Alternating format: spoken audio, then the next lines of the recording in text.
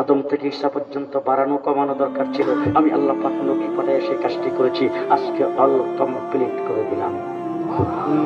মুহাম্মদুর রাসূলুল্লাহ সাল্লাল্লাহু আলাইহি ওয়াসাল্লাম সাহাবায়ে কেরামের সামনে ডাক দিয়ে বলছেন, কমপ্লিট দিন আল্লাহ পাক আমাকে দিয়েছেন, আমি কি তোমাদেরকে কমপ্লিট দিন তোমাদের কাছে পৌঁছেছি?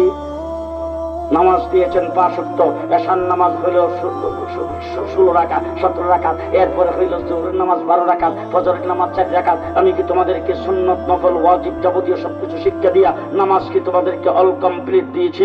রাসূলকে সাহাবায়ে কেরাম বলছেন, হ্যাঁ কমপ্লিট দিয়েছেন। রোজা কমপ্লিট দিয়েছি, হজ কমপ্লিট দিয়েছি, সবকিছু কমপ্লিট তোমাদের কাছে পৌঁছাইছি। সাহাবায়ে কেরাম যখন সাক্ষী দিয়েছেন পৌঁছেছেন, রাসূল ডাক দিয়ে বলছেন, বাল্লিগু আন্নী ওয়ালাউ আয়া,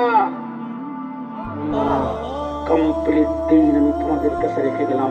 এই দিনের একটা আয়াত যদি তোমাদের কারোর কাছে পৌঁছে থাকে, পরবর্তী মানুষের কাছে পৌঁছে দেওয়ার দায়িত্ব তোমাদের।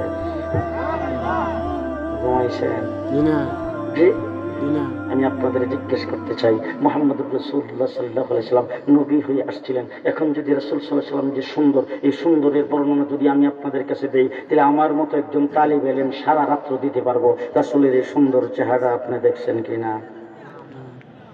একজনও দেখেন নাই? জি দেখছে কেটা?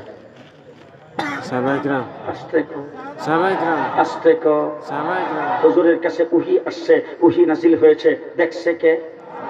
দেখছে কে? কোরআন আসছে, দেখছে কে? সর্বপ্রথম রাসূল কোরআন নাযিল হওয়ার পরে হুজুর কোরআনের আয়াতটা তেলাওয়াত করছে, শুনছে কে? শুনছে কে? সাহাবায়ে কেরাম। আল্লাহর রাসূল নামাজ পড়ছেন, দেখছে কে?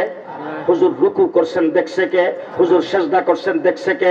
হুজুর বসছেন, দেখছে কে? হুজুর দাঁড়াইছেন, দেখছে কে? হুজুর ঘুমাইছেন, দেখছে কে? হুজুর উযু করছেন, দেখছে কে? হুজুর নামাজ পড়ছেন, দেখছে কে? জোরে বলেন, কে দেখছে?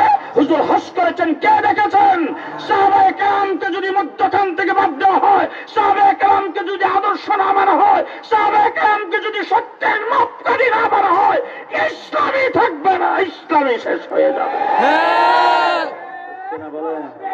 আল্লাহু আকবার, জিন্দাবাদ জিন্দাবাদ, হুশিয়ার সাবধান, উঠুক আরেকবার, গর্জে উঠুক আরেকবার, আল্লাহু আকবার।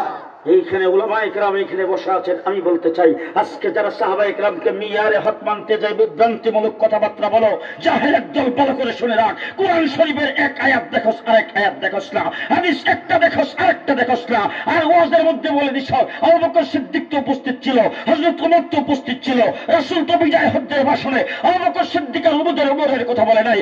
আমি বলতে চাই, হাদিস কোথায় গেল? আলাইকুম বিসুন্নতি ওয়া সুন্নাতিল খুলাফাইর রাশিদিন আল মাহদিয়িন। মুহাম্মদুর রাসূলুল্লাহ সাল্লাল্লাহু আলাইহি ওয়াসাল্লাম তো হাদিসের মধ্যে অসংখ্য হাদিসে সাহাবায়ে কেরামের কথা বলেছেন। এবার আল্লাহর কথা, ওয়া ইযা কিলা লাহুম আমিনু কামা আমানান নাস,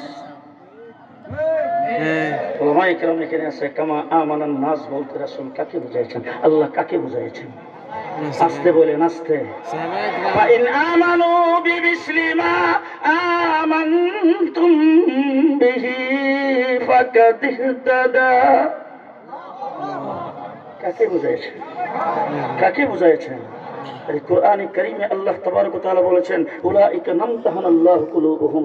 আল্লাহ পাক সাহাবায়ে কেরামের কলবের পরীক্ষা নিয়েছেন, এরপর আল্লাহ পাক তাদেরকে ফাঁস সার্টিফিকেট দিয়েছেন। আর সাহাবায়ে কেরামের পরীক্ষা নিয়েছেন আল্লাহ পাক, তাদেরকে ফাঁস বলে সার্টিফিকেট দিয়েছেন আল্লাহ পাক। আল্লাহ তাবারক ওয়া তাআলা সাহাবায়ে কেরামের মতো ঈমান আনার কথা কোরআনে কারীমে ঘোষণা করেছেন। আমার নবী মুহাম্মদুর রাসূলুল্লাহ সাল্লাল্লাহু আলাইহি ওয়াসাল্লাম বলেছেন, আসহাবী কান নুজুম বিআইয়িহিম ইক্তাদাইতুম ইহতাদাইতুম। আমার ভাইরা, পরিষ্কার ভাষায় বলতে চাই, যারা সাহাবায়ে কেরামকে মিয়ারে হক মানবে না, যারা সাহাবায়ে কেরামকে সমালোচনা করবে, তারা হকপন্থী নয়, আহলে সুন্নাত ওয়াল জামাতের সদস্য নয়।